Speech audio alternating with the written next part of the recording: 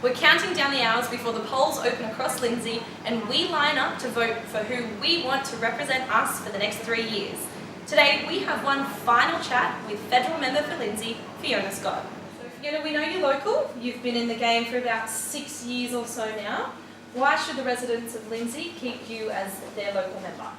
Well, thanks Dale, thanks for having me here today. Look, for 6 years I've worked very hard to ensure we see a lot of growth and investment in our region. For too long this region was forgotten by successive Labor governments, and we saw big dormitory suburbs built but no infrastructure to support them. For us, it is very much about how we get our region moving, how we get more jobs locally. Look, the unemployment rate in Lindsay now is in fact 4.36%. That's less than both the New South Wales and the state averages, and that's just what happens when you have governments that believe in a region and start investing in a region. Okay, so we know there's so much going on with infrastructure investment in Western Sydney, and you speak of the unemployment rate, which the youth unemployment rate is a little bit higher than that. So what are we doing in terms of providing services for education and childcare and health in the area? Well, actually, the youth unemployment rate now is actually lower than both the state and New South Wales average, which is a pretty massive turnaround. Look, the government's investing in education. We've locked in the first 4 years of the Gonski funding, and over and above that, we're investing an additional 25% into New South Wales schools.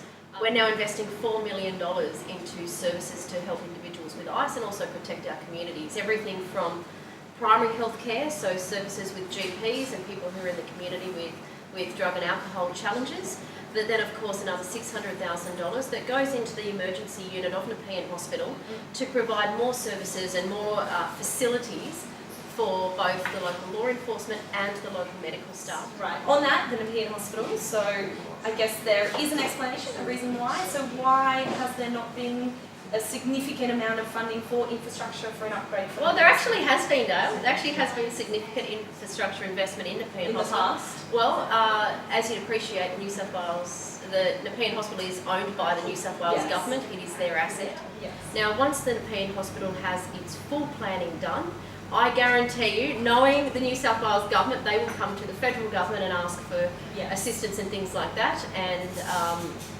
I will continue to advocate for Nepean Hospital to ensure that the true planning gets done, not just band-aids on a campus that's already overcrowded. Yeah. So another key issue for locals, we all know that Penrith Council wants this North South Rail link. What's the update on that? Okay, so in November last year, we worked with the New South Wales government again and started an audit project as to what are the future public transport needs of the people of Western Sydney, particularly in our region, and how that would look and where it would go. So that was a 12-month study that commenced in November last year. It would probably take 12 months. Yeah. That's what a 12-month study is. Yes. And then we'll have those full routes, and we'll have the full understanding of where those corridors will need to go. So one final message to the people of Lindsay. 2 days out before the election, what do you have to say? Well, looking down the barrel of the camera. Yeah, straight down Straight down the barrel. Look, we have a plan. We have a plan for our region, and we believe in our region. I believe in our region. My family have lived here for many, many generations, and I think this is one of the most honourable privileges to represent the community you're raised in, the community your family have been raised in. And I believe our community can be truly fabulous and truly wonderful. I think there's an amazing community spirit here in Penrith and St Mary's and right across this part of Western Sydney, and a real sense of pride. And that's why I believe that we can invest in the infrastructure, the circuit-breaking infrastructure, which will enable us to really reimagine our future and what we can become. And I'm proud to be part of a government that's coming in behind and funding those dreams.